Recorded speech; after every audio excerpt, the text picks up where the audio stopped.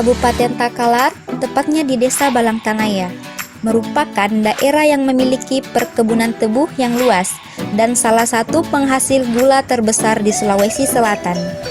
Dengan mengolah tebu itu, maka akan menghasilkan limbah berupa ampas tebu. Limbah tersebut apabila tidak diolah maka akan mencemari lingkungan. Samping hal itu, masyarakat, khususnya ibu-ibu yang tidak produktif bekerja, belum mengetahui bahwa ampas tebu tersebut dapat diolah menjadi produk yang bermanfaat. Kami dari tim PKMM Universitas Negeri Makassar menghadirkan solusi, yakni program Amapreneurship, pemberdayaan ibu PKK melalui pembudidayaan jamur tiram putih menggunakan media ampas tebu di Desa Balangtanaya.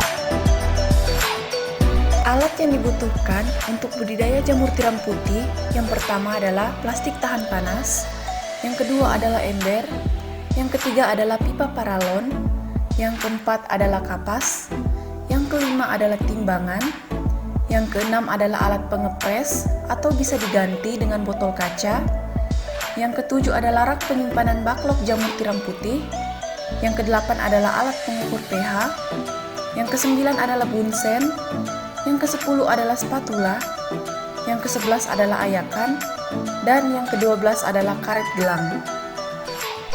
Sedangkan bahan yang dibutuhkan adalah serbu kayu, yang kedua adalah bekatul, yang ketiga adalah ampas tebu, yang keempat adalah kapur atau CaCO3, yang kelima adalah alkohol 70%, yang keenam adalah air, yang ketujuh adalah spiritus, yang kedelapan adalah kertas koran, dan yang terakhir adalah bibit jamur tiram putih F2.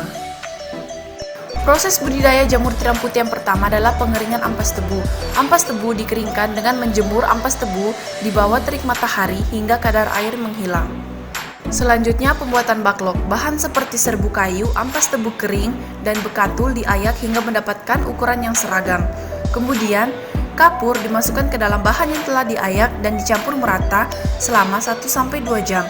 Pada saat pencampuran, air ditambahkan sedikit demi sedikit hingga campuran dapat dikepal tetapi tidak mengeluarkan air.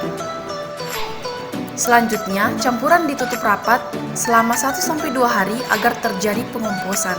Setelah bahan ditutup rapat dan didiamkan, bahan dimasukkan ke dalam plastik, dipadatkan menggunakan botol kaca atau mesin pengepres. Kemudian, backlog ditekan kuat hingga tidak ada rongga udara pada backlog. Sisakan 1/4 bagian untuk dapat mengikat backlog.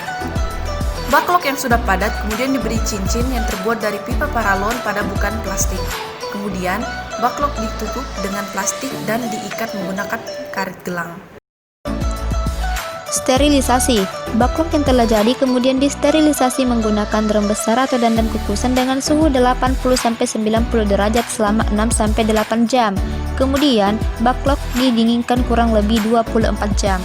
Inokulasi dan inkubasi. Proses ini dilakukan pada ruangan steril. Tangan disterilkan terlebih dahulu menggunakan alkohol 70%.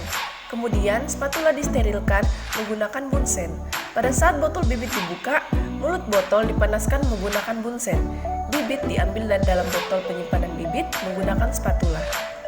Selanjutnya, botol bibit dipanaskan kembali menggunakan bunsen sebelum ditutup. Tahap selanjutnya adalah inkubasi.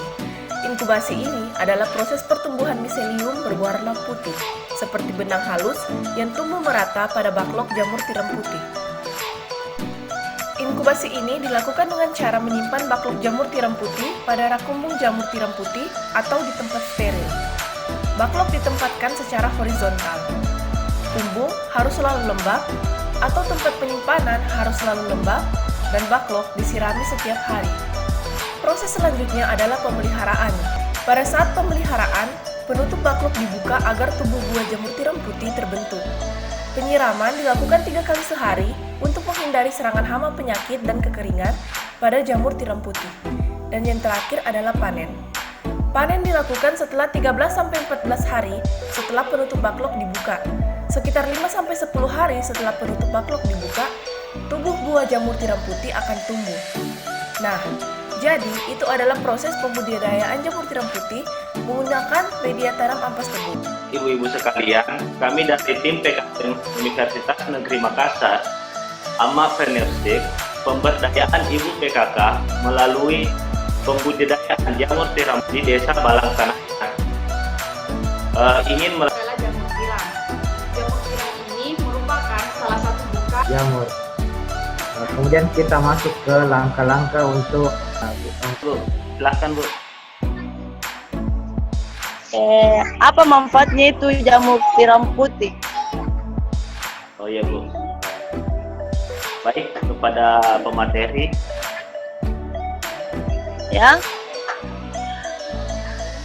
Ya, terima kasih Bu atas pertanyaannya. Jadi, manfaat dari jamur tiram putih ini sangat banyak. Yang pertama itu, jadi jamur tiram putih ini dia tinggi karbohidrat. Karbohidrat itu sama seperti yang ada di nasi. Jadi bisa jadikan pengganti nasi. Terus setelah itu dia juga tinggi protein. Setelah tim kami memberikan sosialisasi teknis pelaksanaan program melalui media online Zoom, Ibu PKK Desa Balangtanaya melaksanakan implementasi program secara mandiri di rumah masing-masing.